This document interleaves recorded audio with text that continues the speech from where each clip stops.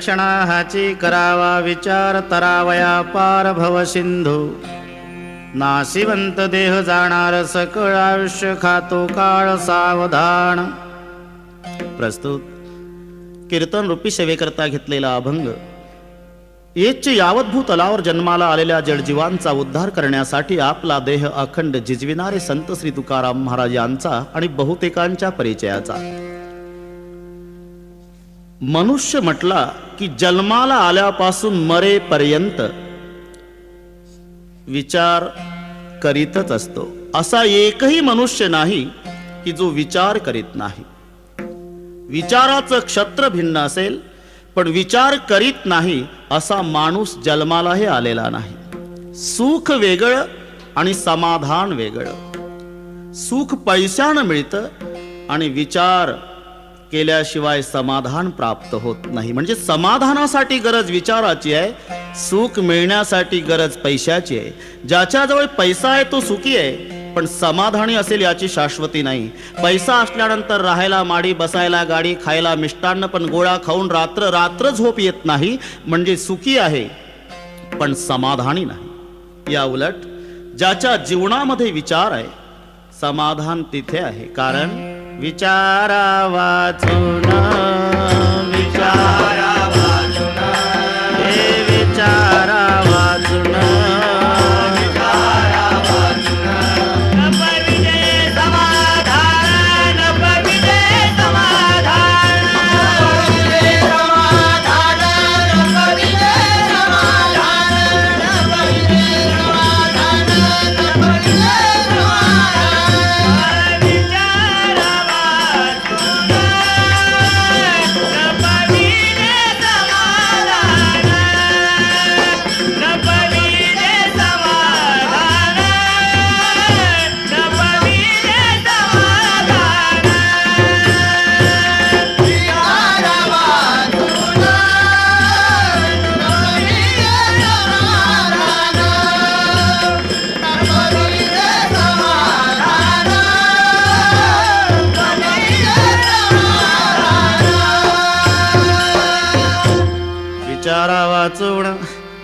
न पविजे समाधान। समाधानासाठी गरज विचाराची है।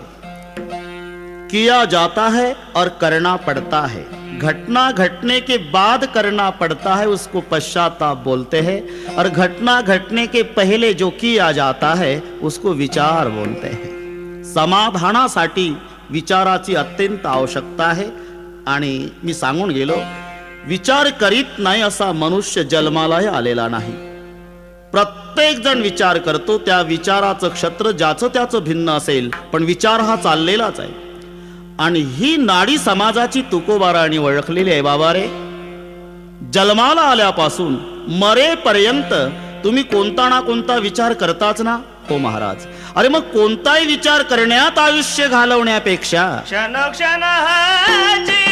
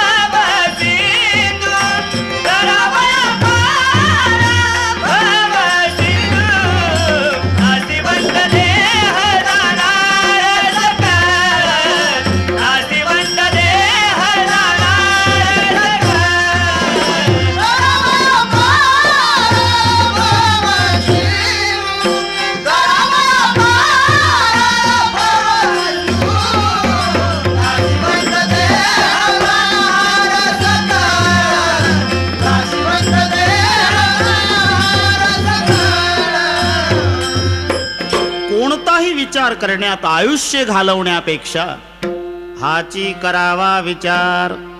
महत्वाचा शब्द आहे क्षण क्षणा। इथे जर असं लिहिलं असतं, वर्षानुवर्षाची करावा विचार,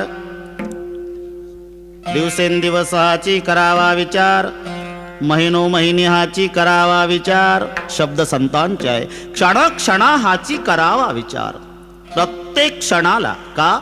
याचं कारण आहे, पुढच्या क्षणापर्यंत आपण जगू हे शाश्वती नाही. क्या जीवन की पकरी आस, हा तो लिया नाही तेरा घास, ग्रास गिळी सत्ता नाही हाती.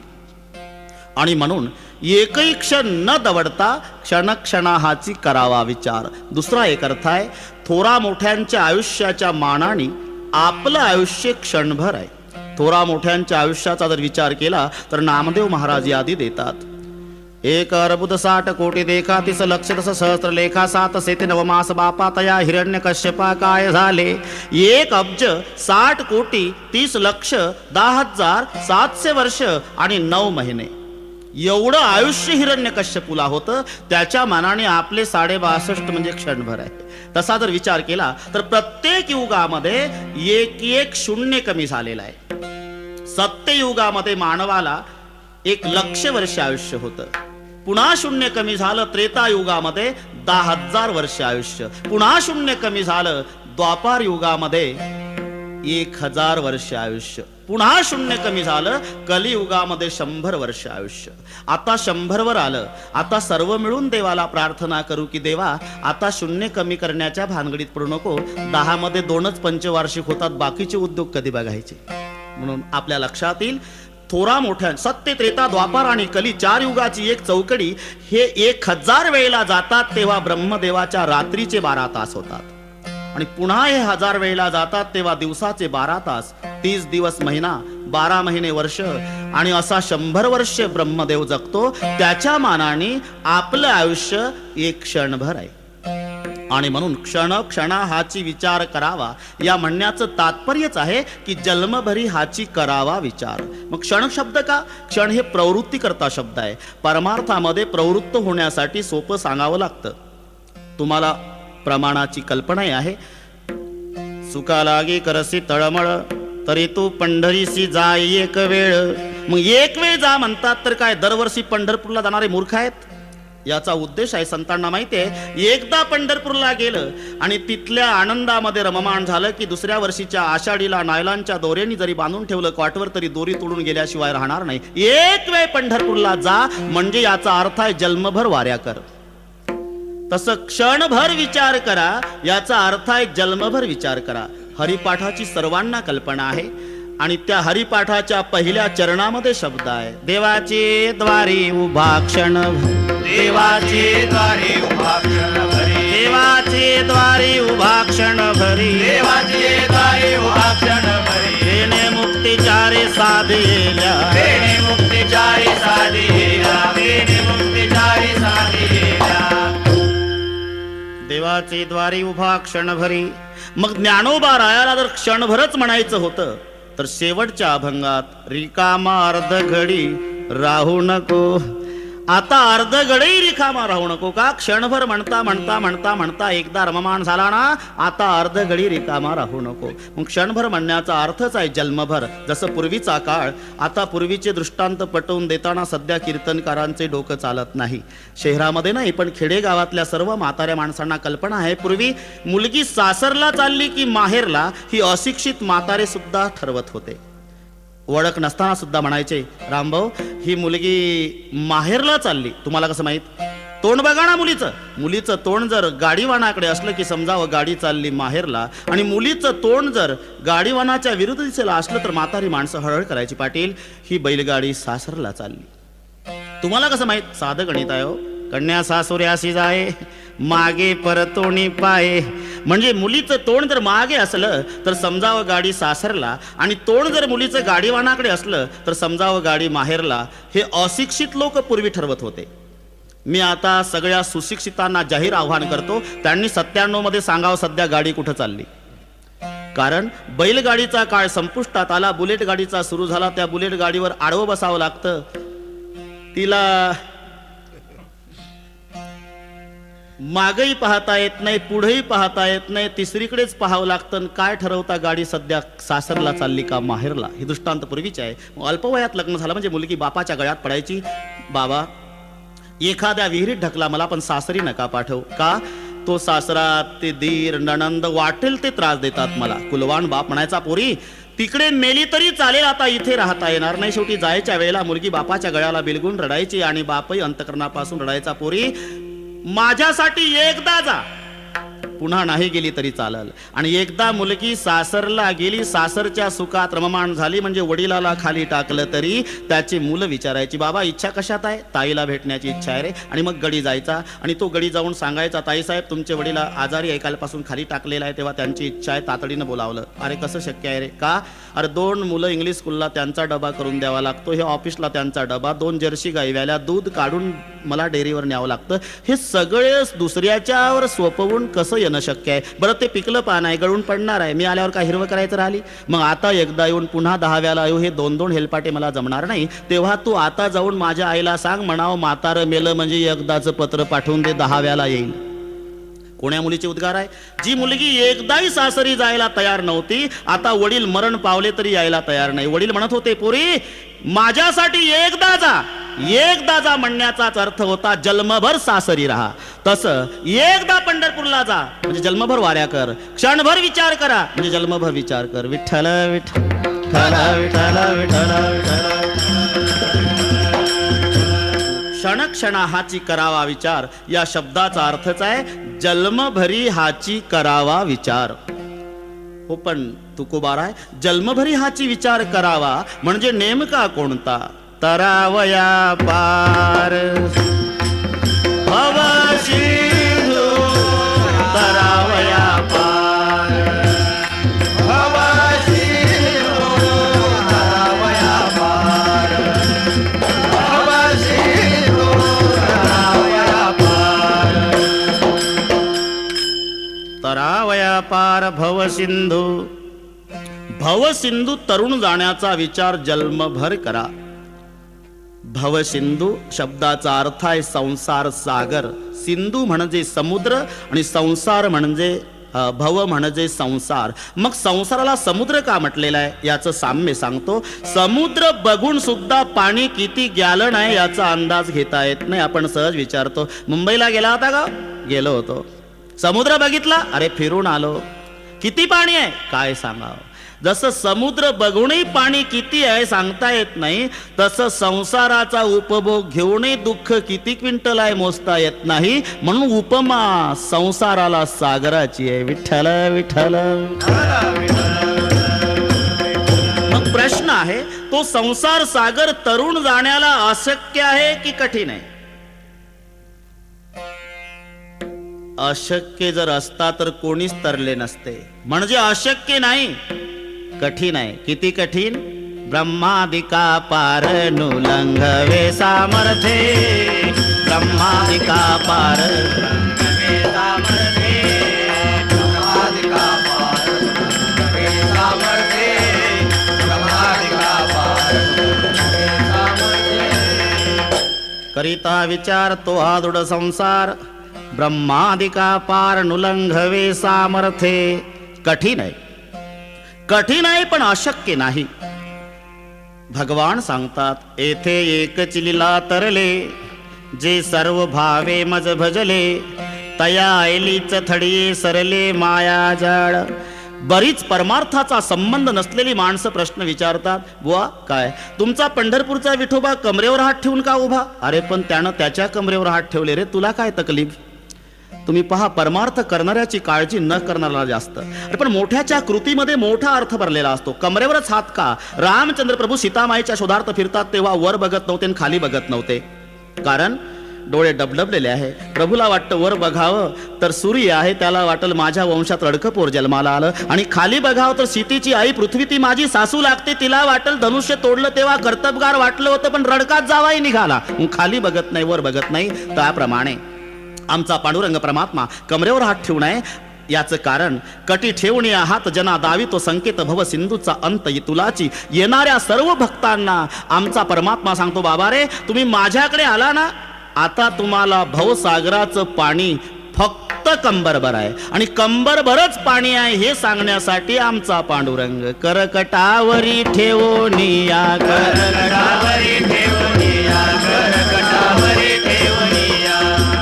म्हणून तुकोबाराय सांगतात भवसागर तरता कारे करी तसा चिंता पैल उभा दाता कटी कर ठेवनिया त्याचे पायी घाला मिठी. भवसागर तरुण जाण्याचा विचार जन्मभर करावा क्षणक्षणा हाची करावा विचार. याचा अर्थ जन्मभर हाची विचार करावा. हाची विचार म्हणजे तरावया पार भवसिंधू विठोबा रखुमाई विठोबा रखुमाई विठोबा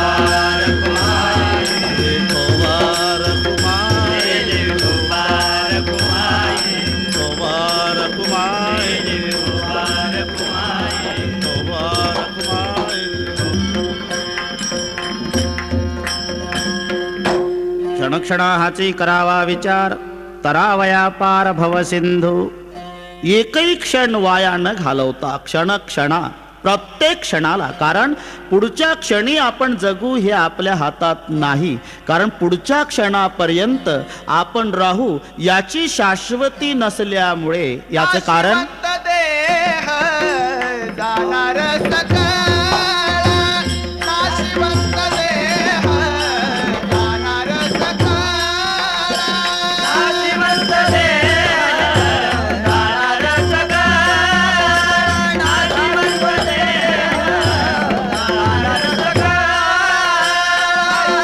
तो काळ सावधान ऐशता तो नाशिवंत देह जाणार सकळ नाशिवंत देह जाणार सकळ. ऐशता तो काळ सावधान ऐशता तो काळ सावधान नाशिवंत देह जाणार सकळ नाशिवंत देह जाणार सकळ. नाशिवंत देह जाणार सकळ. देह हा तिन्ही नाशात मोडतो, तिन्ही लिंगी चालतो. तो देह, ती काया, ते शरीर, ते शरीर नपुसकलिंगी, ती काया स्त्रीलिंगी, तो देह पुल्लिंगी. जसा तिन्ही लिंगामध्ये चालतो तसा देह तिन्ही नाशातही मोडतो. स्वभावनाश, आश्रयनाश आणि परतानाश. दुसऱ्याने डोक्यामध्ये दगड घातला आणि मृत्यू आला याला परतानाश म्हणतात. प्रवास करताना त्या साधनाला अपघात होऊन याला मरण आलं याला आश्रयनाश म्हणतात. नाही अपघातातून मेलन दुसऱ्याने मारलं नाही तरी मरावंच लागतं याला स्वभावनाश म्हणतात. शरीर जाता गवे नाशिवंत स्वभावे म्हणून इतवा झुंजावे पंडुकुमरा. किंवा मदालसा आपल्या पुत्राला उपदेश करताना हा देह नाशिवंत मला पुत्राचा बाळा हा देह नाशिवंत मला पुत्राचा बाळा. वरी जन्म घातले रे कर्म कीटकाचा साधा कर्म घातले रे कर्म कीटकाचा साधा. रव रव दुर्गंधी रे हा मंगळ तिचा वादा. रव रव दुर्गंधी रे हा मंगळ तिचा वादा. स्मरेचा हरिहरा शरण जाई गोविंदा. स्मरेचा हरिहरा शरण जाई गोविंदा. स्मरेचा हरिहरा शरण जाई गोविंदा. स्मरेचा हरिहरा शरण जाई गोविंदा. पर्याय मनाला सांग हंस डोरे बाळा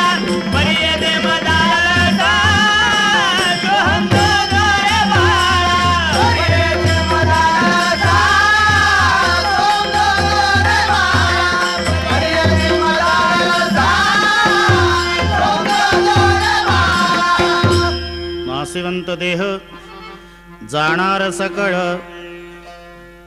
देह जाईल जाईल, शरीर जायाचे ठेवणे, धरसी अभिलाष जेणे. जाणार आहे आणि म्हणून धोक्याचा इशारा देतात. इथे सावधान शब्द आहे.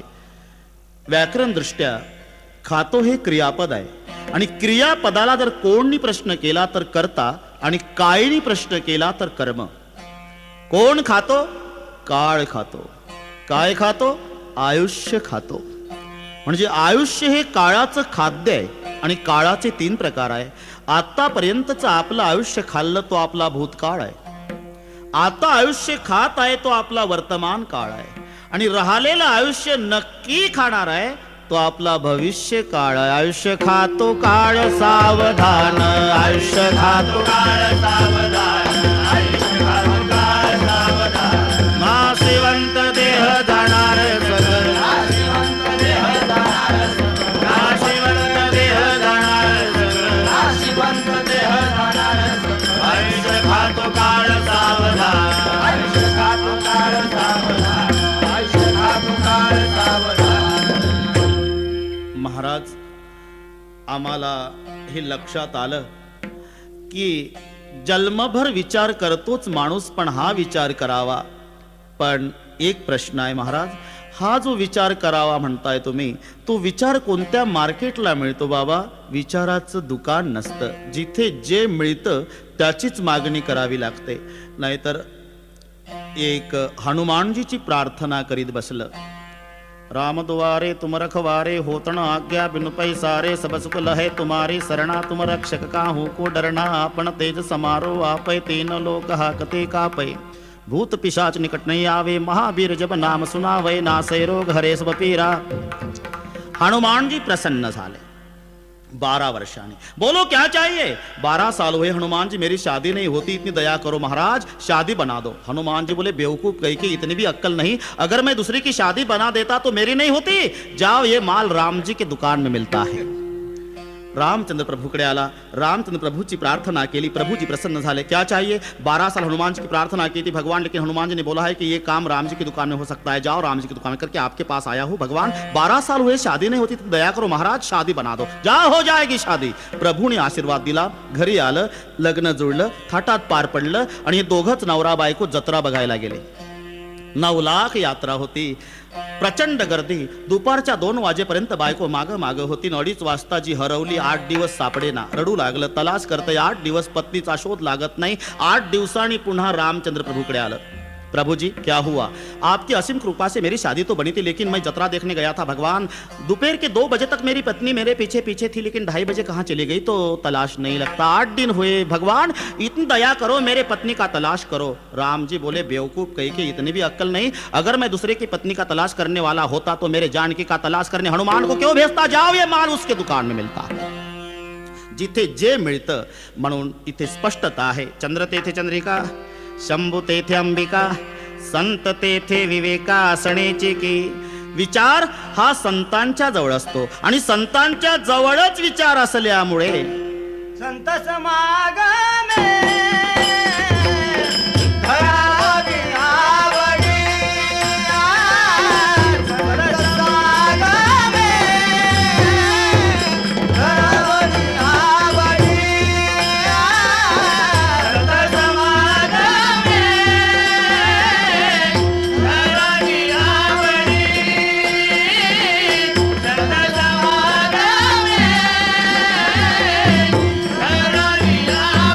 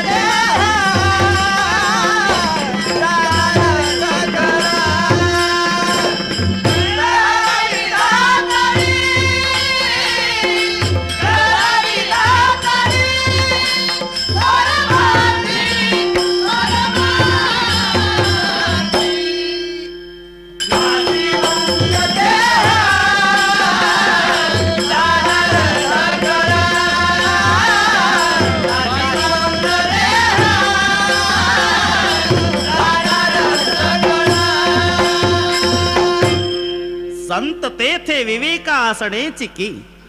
जिथे चंद्र तिथे चांदण्या, जिथे शंभू तिथे भवानी, तसं जिथे संत तिथे विचार. विचार हा संतांच्या जवळच मिळत असल्यामुळे संत समागमी धरावी आवडी. संताचा समागम, कारण विचार संतांच्या जवळ आहे आणि त्यांच्या समागमात राहून करावं काय? उत्तर आहे करावी तातडी परमार्थी. परमार्थ शब्दाचा अर्थ होतो परम म्हणजे श्रेष्ठ, अर्थ म्हणजे धन. श्रेष्ठ धनाची प्राप्ती करणे म्हणजे परमार्थ करणे. आपण ज्याला धन समजतो ते खरं धन नाही, कारण शेवटच्या वेळेला त्याचा काडी इतका उपयोग नाही. तुम्ही शेवटचा विचार करा, आपल्या कमरेला करगोटा सुद्धा नेता येत नाही. आराम के है सब संग साथ, जब वक्त पड़ा तब कोई नहीं. मतलब के है लोग सभी दुनिया में किसी का कोई नहीं. जब टिकट मिला है जाने का डेरा किया स्मशानों में, वहाँ जलाने वाले लाखों थे, चलने वाला कोई नहीं. गर्दी पेटवणाऱ्याची आहे, पेटावं लागतं ते एकट्याला. शकी तोडतील कटीसूत्राची, निर्दय होती आपतची. कमरेचा करगोटा सुद्धा सोबत नेता येत नाही. म्हणून याला खरं धन म्हटल्या जात नाही. खरं धन त्याला म्हणतात ज्या धनाचा वाटा बंधू मागत नाही, ज्या धनाची चोरी होत नाही, ज्या धनाला राजा ताब्यात घेत नाही, ज्या धनाला आग लागत नाही, जे धन खर्च केलं तरी कमी होत नाही, आणि जे धन आम्ही मेलो तरी आमची संगत सोडत नाही. संपदा तयाची नसरे कल्पांती, जोडविला भक्ती देवलाभ. जोडले हे नसरे धन, अविनाश आनंद घन. अमूर्त मूर्ती मधुसूदन समचरण देखलिया, परमार्थ महाधन. अनेक प्रमाणावर श्रेष्ठ धन म्हणजे परमार्थ. करावी तातडी. परमार्थामध्ये घाई करायची आहे आणि प्रपंच हा सावकाश करायचा आहे. त्याच्याही पुढे सांगतो, संसार हा होत असतो आणि परमार्थ करावा लागतो. प्रयत्नाने करायचा आहे तो परमार्थ आणि नशिबाने होत आहे तो संसार. पिरलब्ध पहिले रचा, पांच रचा शरीर, तुलसी चिंता क्यों करे रे, भज भज रे रघुवीर. आधी रचना प्रारब्धाची आहे आणि नंतर रचना शरीराची आहे. आणि जसं जसं प्रारब्ध असेल तसं तसं ते सुख दुःख भोगावं लागतं. कशाप्रमाणे? आधी रूळ टाकलेले आहे आणि रुळावरून मग रेलगाडी धावलेली आहे. आता रुळावरून जर रेलगाडी धावू लागली, रुळाला जर वळण असेल आणि रेल्वे इंजिन ड्रायव्हर कितीही हुशार असला आणि त्यानं ठरवलं आता 20-25 किलोमीटरचं वळण घेतल्यापेक्षा मी सरळ गाडी डांबरीनं कल्याण स्टेशनला नेईल, त्याच्यानं जाणं शक्य नाही का? आता रेलगाडी हे ड्रायव्हरच्या ताब्यात नाही, रुळाच्या अधीन आहे. जरी ड्रायव्हरची इच्छा वळण चुकवायची असली तरी ते रुळाच्या अधीन गेल्यामुळे वळण हे घ्यावंच लागणार. तसं दुःख न भोगण्याची इच्छा असली तरी आपलं प्रारब्ध आपणाला दुःख देणारच. मनाविरुद्ध घटना घडतात संसारामध्ये का? ते नशिबानं चालतं आणि ये प्रयत्नाने करावं लागतं. पण माणसं हुशार, जिथे प्रयत्न लावायचे तिथं नशीब लावतात आणि जिथे नशिबावर ढकलायचं तिथं प्रयत्न चालवतात. तुम्ही सहज पहा, एखाद्याला जर म्हटलं आपण चला ना कीर्तनाला, आमच्या कुठल्या नशिबात, इथं नेमकं डोकं चालवतं नशिबात. चला ना पंढरपूरला, आम्ही काय एवढे नशीबवान आहेत का हो? पंढरपूरला कसं येणं शक्य आहे का? आमच्या कुठल्या पंढरपूर नशिबात, आमच्या कुठलं कीर्तन नशिबात. पण मुलांना सांगतं घरी, अरे मरून बघू द्या, मी मेल्यावर कुत्रे नाही हाल खायचे तुमचे, मी आहे म्हणून चाललं. तिथे प्रयत्नानं चाललं म्हणतं, परमार्थ नशिबावर ढकलतं नाही. आपण लक्षात घ्या, प्रयत्न करायचे आहे ते परमार्थामध्ये आणि प्रारब्धाने होत असतो संसार. म्हणून इथे शब्द आहे करावी तातडी. तातडी का? घाईनं करायचा आहे. आल्यानं संसारा उठा, वेग करा, सावकाश करायचा तो प्रपंच. कारण मेलो तरी संपत नाही संसार, आणि ठरवलं तर मरायच्या आधी अपूर्ण राहू शकत नाही तो परमार्थ. तुम्ही प्रपंचातलं उदाहरण घ्या आणि परमार्थातलं उदाहरण घ्या. प्रपंचातलं उदाहरण घर मेलो तरी पूर्ण होत नाही, आणि परमार्थातलं उदाहरण मंदिर, त्याला पाया खोदला, जोता झाला, मग भिंती शिखराचं काम कळस बसला की देऊळ पूर्ण होतं. पूर्ण संसार करता येत नाही, पूर्ण परमार्थ करता येतो. मग पूर्ण करता येतो ना, मग घाई करा. का? याचं कारण आहे, क्या जीवन की प्रक्रिया, पुढच्या क्षणापर्यंत आपण जगू, नाशिवंत देह जाणार सकळ. म्हणून शब्द आहे करावी तातडी परमार्थी. महाराज, आतापर्यंत काय करावं याचं आपण प्रतिपादन केलं. आता फक्त काय करू नये एवढं सांगा. तुका म्हणे हा लोकीचा व्यवहार, तुका म्हणे हा लोकीचा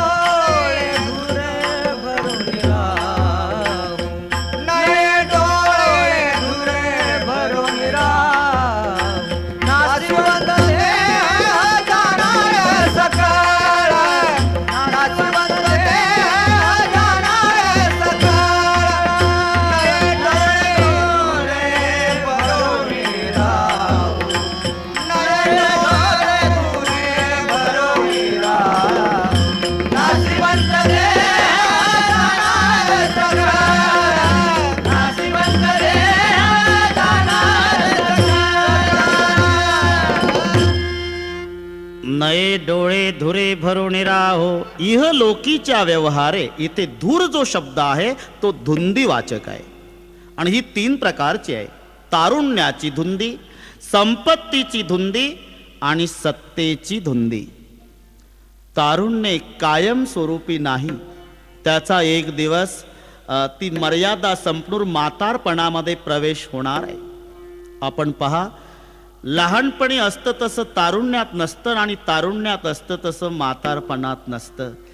हे ठरलेलं आहे. जायते अस्ति वर्धते विपरिणमते अपक्षीयते विनश्यती. कैसा विपरीत झाला तोची देह नव्हे तुझा. लहानपणी कोणाचंही बाळ असू द्या, वळख असू द्या नसू द्या, मग त्याचे कुरळे केस, ते हरणासारखे डोळे, गोरं पान, माणसं म्हणतात थांब रे बाळ थांब रे, एक पप्पी दे रे. पण असं कुठं वाचलं का हो? थांबावं आजोबा, एक पप्पी द्या हो. नाही का? कैसा विपरीत झाला तोची देह नव्हे तुझा. याला विपरिणामते म्हणतात. म्हणजे तारुण्य संपणार आहे. तारुण्याचा उतरे भर, म्हातारपण बैसे डोळीवर. काळे केश होती शुभ्र, आले वृद्धपण बोलते. म्हणून काही काही म्हातारी माणसं वेळ जात नाही तेव्हा एकटी घरात बसतात. ज्ञानेश्वरी वाचत नाही, स्वतःच तारुण्यातला अल्बम काढतात आणि त्या अल्बम मधला एखादा कोल्हापूरच्या तालमीतला फोटो काढतात आणि मग ते 22 वर्षाच्या वयातला फोटो एका हातात घेतं आणि एका हातात आरसा घेतं आणि ते म्हातारा आरशात स्वतःला बघतं, स्वतःच्या फोटोकडे पाहतं, म्हणतं देवा कसा होतो मी.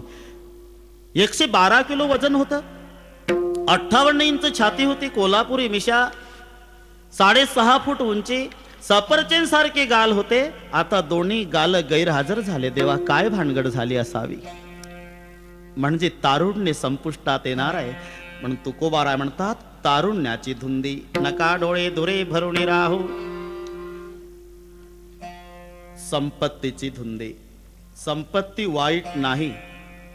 दुसरा पुरुषार्थ आहे. 4 पुरुषार्थामध्ये धर्म, अर्थ, काम आणि मोक्ष.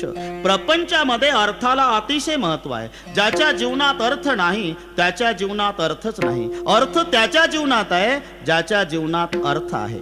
पैसा वाळ्यानी बकरी मरे बधे गामे जाणी, गरीब की छोकरी मरे कोई ये न जाणी. श्रीमंताची शेळी मेली तरी अख्खं गाव वाड्यात जमा होतं. का हो, कशी काय शेळी मेली हो? आम्ही पहिल्या पानावर वाचलं पेपरला, वाईट झालं. आता पहिल्या पानावर आलं शेळी मेल्याचं. का? श्रीमंताची आहे. गरीबाची एकुलती एक मुलगी झोपडपट्टीत मेली तरी तिथे अश्रू पुसायला कोणी जात नाही. एवढा फरक पैशाने पडतो. माणसाची नाव बदलवतो पैसा. पैसा तेरे 3 नाम, परशा परशु परशुराम. ज्याच्याजवळ पैसा नाही त्याला एकेरी भाषेत परशा म्हणतात. साधारण पैसेवाला की परशु म्हणतात. आणि गडगंज श्रीमंत झाला म्हणजे परशुराम पाटील माझ्या मुलाचं बारसं मारुती कार पाठवून देतो या जेवायला म्हणतात. ज्याच्याजवळ पैसा नाही तो परशा, साधारण पैसा आला की परशु, आणि गडगंज श्रीमंत झाला म्हणजे परशुराम. पैसा तेरे 3 नाम, परशा परशु परशुराम. धनवंता लागी सर्व मान्यता आहे जगी. म्हणजे धन वाईट नाही, वाईट आहे तो धनाचा मद. जयासी चढला धनमधू, तो उघड्या ढोळा होय अंधू. काणी नायके शब्द बोधू, धनमधू स्तब्धू सर्वदा. धन गर्वाच्या पुष्टी सख्खा बाप, नाणी दृष्टी मातेसी म्हणे करंटी इतराच्या गोष्टी कायशा. म्हणून माऊली सांगतात या लागी शरीर सांडवा की जे, सकळ गुणांचे लोण उतरिजे. संपत्ती मधू सांडिजे कुरवंडी करुणी. संपत्ती सांडिजे नाही, संपत्ती मधू सांडिजे. म्हणजे संपत्तीचा मद याला धुंदी म्हणतात. संपत्तीची, तारुण्याची धुंदी आणि एक सत्तेची धुंदी. सत्ता वाईट नाही, सत्तेचा मद वाईट आहे. पद आणि मद हे शब्द जवळजवळचे आहे. पचा म करायला काही वेळ लागत नाही. फक्त पच्या डाव्या कोपऱ्याला एक शून्य लावलं की म होतो. जरा सूक्ष्म चिंतन करा. पद आणि मद, आणि त्या शून्याला अहंकार म्हटलेला आहे. जेव्हा पदाला अहंकार लागतो तेव्हा होतो त्याचं नाव मद आहे. म्हणजे पद वाईट नाही, पदाला आलेला अहंकार जो मद रूपात येतो तो वाईट आहे. पण सत्ता स्वीकारताना एकदा विचार करायचा आहे की मला भूत शब्द लागणार आहे, माझी शब्द लागणार आहे. जरी चांगला कारभार केला 5 वर्षे तरी तुम्हाला माझी लागणार. हिंदीमध्ये त्याला भूत म्हणतात, भूतपूर्व. तिथं भूत लागल्याशिवाय राहत नाही. म्हणून एक दिवस हे सोडावं लागणार आहे. एक थोडक्यात रामायणातला प्रसंग अगदी थोडक्यात सांगतो. रामचंद्र प्रभू वनवासातून येतात आणि सगळ्या अयोध्यावासी जनतेला आनंद झाला. त्यावेळेला प्रत्येकाला वाटायचं की रामचंद्राने आम्हाला भेटावं. रामचंद्र प्रभू अनेक रूपाचे झाले. अमित रूप भयऊ भगवाना, अनेक रूपाचे होऊन प्रत्येकाला वैयक्तिक भेटले. शेवटचा प्रसंग कैकई मातेजवळ आले तेव्हा कैकईनं खाली मान घातली, हनवटीला हात लावला. प्रभूनी माँ मेरी तरफ देखो माँ. रोने लग गई कैकई. बेटा राघव, मैंने आपको दर दर भटकाया है 14 साल जंगल में. ऐसी मत बोल माँ, अगर तू मुझे जंगल नहीं भेजती तो मुझे 8 बातों का पता नहीं लगता. पिता का प्यार कितना होता है. आई, आतापर्यंत मुलं मेली तरी वडील प्राण दिल्याची उदाहरणं नाही. मी मेलो नव्हतो आई, वनवासात गेलो होतो. 14 वर्षांनी येणार होतो. तरी माझा बाप दशरथ 6 दिवसात माझ्याकरिता मेला. एवढं प्रेम पित्याचं पुत्रावर असू शकतं आई, हे जगाला तुझ्यामुळे कळलं. अशा 8 गोष्टी आहे. तात स्नेहो, भरत महिमा, पौरुषम वायु शोणो, सख्यम चापी प्रौगनृपती कापी सौमित्री भक्ते, सीता सत्वम निज भुजबलम वैरिनाम वैरिभावः येत सर्वम तव चरणयो मातृरेसे प्रसादः. पुढे कई रडून सांगते, बेटा राघव, जब से तू गया ना तो भरत ने संबंध तोड़ दिया है. भरत मुझे माँ नहीं कहता. अगर भरत मुझे माँ नहीं कहता तो मेरे जीने में क्या अर्थ है. मैं अभी बुलाता हूँ माँ भरत को. भरत हाक मार ली, जवळ आले. क्या भैया, हम रघुवंशी है. हाँ भैया. वचन तो संभालना पड़ेगा. हाँ भैया. पण वचन द्यायच्या आधी भरत रडू लागले. मैं समझ गया हूं भैया, किस लिए वचन मांगते हो. अभिनय हो तो क्षमा करे भैया. मेरे भैया रामचंद्र जी को दर दर भटकाने वाली को मैं मां नहीं कहूंगा भैया, मर जाऊंगा तो भी. आणि भरत निघून जाता. देख देख राघव, देख संबंध तोड़ दिया है. ठीक है माँ, वो आपको माँ नहीं मानता तो मुझे बेटा मान ले. मैं आपसे माँ कहते जाऊंगा.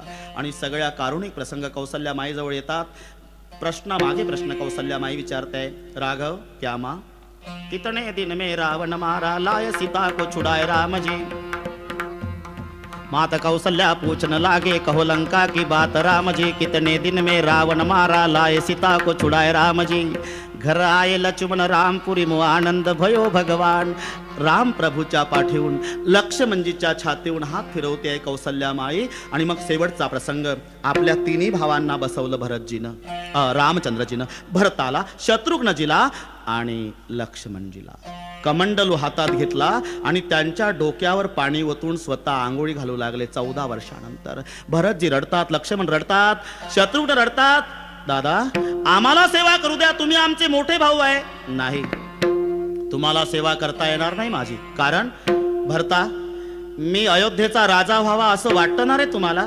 भरत रडू लागले. दादा याच्याकरता 14 वर्षे नंदीग्रामात होतो मी की माझा भाऊ राजा व्हावा आणि एकदा या डोळ्यानं बघावं. मी हनुमानजीला सांगितलं होतं, हनुमानजी माझा भाऊ आणि वहिनी जेव्हा 14 वर्षाने येतील आणि त्या सिंहासनावर बसतील, माझी आई कौसल्या आरती ओवाळल, ते स्वरूप एकदा या डोळ्यानं पाहिल आणि दोन्ही बोबुळे काढून बक्षीस देईल तुम्हाला. तुमच्या करता 14 वर्षे मी नंदीग्रामात होतो दादा, तुम्ही राजा व्हावा एवढ्यासाठी.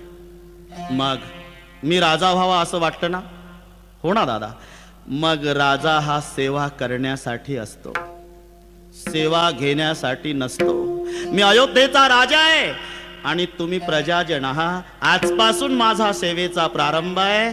म्हणून तिघाही भावाला आंघोळी घातल्या आणि स्वतःची आंघोळ स्वतः रामचंद्र प्रभूंनी केली. आणि म्हणून अजूनही राम राज्य शब्द आला की सर्वांच्या डोळ्यापुढे चित्र उभं राहतं. प्रजेच्या दुःखाने दुःखी होणारा राजा रामचंद्र. वनवासात जाता तेव्हा लक्ष्मणजीला प्रतिबंध केला. लखन मै बन जाए तु मिलई साथा, हो जाए सब अवध अनाथा, जासु प्रजा वस दुखारी, सो नृप अवस नरक अधिकारी. अरे ज्याची प्रजा दुःखी असते त्या राजाला नरकात जावं लागतं. म्हणून सत्ता वाईट नाही. ज्या जनता जनार्दनाने तुम्हाला त्या ठिकाणी पाठवलेला आहे ती जनता जनार्दनाची सेवा करण्यासाठीच. आणि म्हणून एक दिवस आपणाला ही सोडावी लागणार आहे अशी कल्पना करून नव्हे, असं निश्चित मत मांडून ती सत्ता स्वीकारायची आहे. नका डोळे धुरे भरून राहू, सत्तेचा धूर, संपत्तीचा धूर आणि तारुण्याचा धूर, इहलोकीच्या व्यवहारे नका डोळे धुरे भरून राहू. का? याचं कारण ही सर्व एक दिवस सोडावं लागणार आहे. तुमची इच्छा नसली जरी तरी हे सगळे इथे राहणार आहे. आणि एक लक्षात ठेवा, इतकं क्षणिक आहे, इतकं क्षणभंगूर आहे. माऊली सांगतात, मासी पाख पाखडी तव हे सरे. मासीला पंख फडफड करायला वेळ लागतो, पण मरायला वेळ लागत नाही. कधी मरेल याची गॅरंटी नाही. आज आहे, उद्या आपण एकमेकाला भेटू ही शाश्वती नाही. क्या भरोसा है, क्या भरोसा है इस जिंदगी का, क्या भरोसा है इस जिंदगी का.